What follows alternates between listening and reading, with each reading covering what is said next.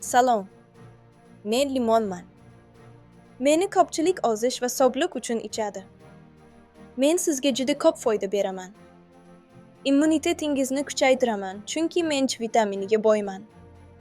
Shamollash va grippga qarshi yordam beraman. Hazmni yaxshilayman, ich qotishini kamaytiraman. Teringizni yorqinlashtirib, husnbuzarlarga qarshi foydali bo'laman. Tanadagi ortiqcha suyuqlikni chiqarib, shishlarni kamaytiraman. Yog'li ovqatdan keyin oshqozonni yengillashtiraman. Lekin meni hamma ham to'g'ri ichish kerak.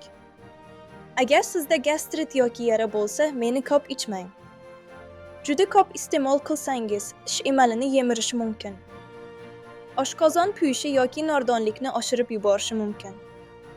Shuning uchun eng yaxshi usul: ertalab iliq suvga yarim limon siqib iching. Me'yorida ichsangiz, men juda foydali bo'laman.